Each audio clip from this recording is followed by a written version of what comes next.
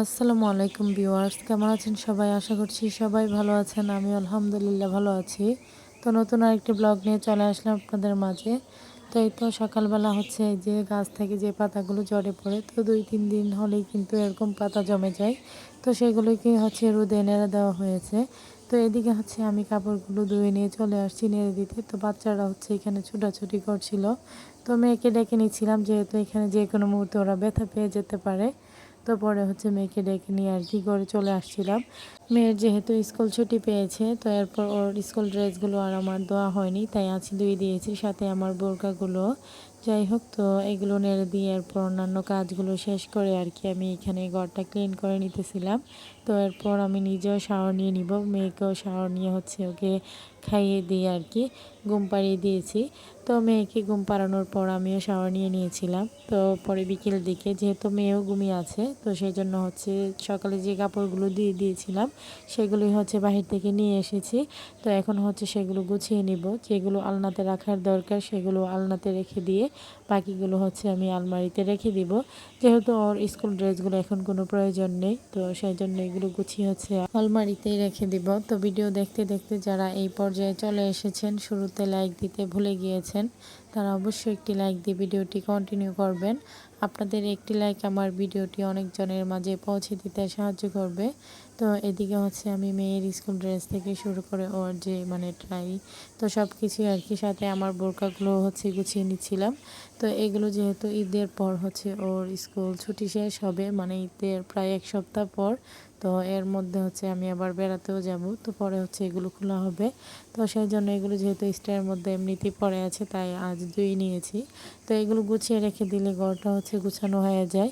তো এমনিতে কাপড়গুলো দেখা যায় যে কি এদিক সেদিক ছড়িয়ে ছিটিয়ে থাকে, তো সেই জন্যই আর কি চেষ্টা করি যতটুকু সম্ভব আর কি গুছিয়ে রাখার। আর যেহেতু রুমটাও ছোট, আর এদিক সেদিক যদি ছড়িয়ে ছিটিয়ে কাপড়গুলো থাকে তাহলে দেখতে আরও বাজে লাগে। তো সেজন্য আর কি চেষ্টা করি আমি আমার দিক থেকে যতটুকু সম্ভব আর কি গুছিয়ে রাখার। তো যতটুকু আছে এর মধ্যেই আর কি পরিপাটি রাখার চেষ্টা করি। তো মেয়ে যদি এখন সজাগ থাকতো তাহলে সেগুলো আমার সাথে হচ্ছে বাজ করে দিত আর কি, সে যতটুকু পারতো ততটুকু আমাকে হেল্প করার চেষ্টা করতো। তো এখানে আমি বোরকা, হিজাব এবং মেয়ের ড্রেসগুলো এখন গুছিয়ে নিয়েছি, সেগুলি হচ্ছে এখন নিয়ে আলমারিতে রেখে দিব। তো আজকের ইফতারের আয়োজনও তেমন কিছু করা হবে না, একদম সাধারণ খাবারগুলোই করা হবে, আমাদের বাঙালিদের একদম পছন্দের সাধারণ খাবারগুলি।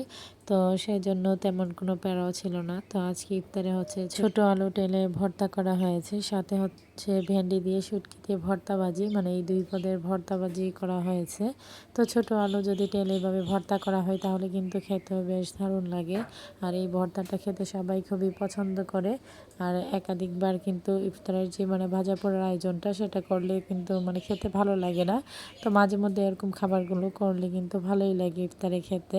তো সাথে হচ্ছে ট্যাংরা মাছ রান্না করা হয়েছে, আর হচ্ছে ইলিশ মাছ বোনা করা হয়েছে।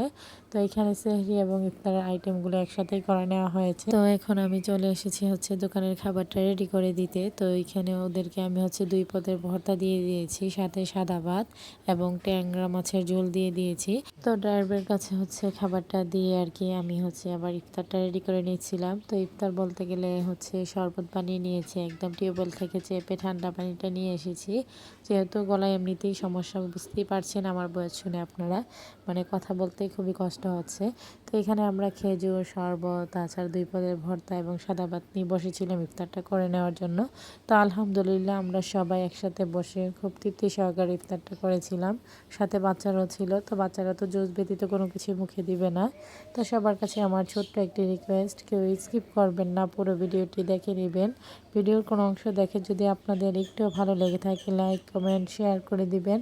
আমার ছোট্ট চ্যানেলটিকে সাবস্ক্রাইব করে বেল আইকনটি বাজিয়ে দিবেন। যারা নতুন ভিউয়ার্সরা জয়েন হয়েছেন তাদের কাছে যদি আমার ভিডিওর কোনো অংশ দেখে একটু ভালো লেগে থাকে সাবস্ক্রাইব করে পাশে থাকবেন।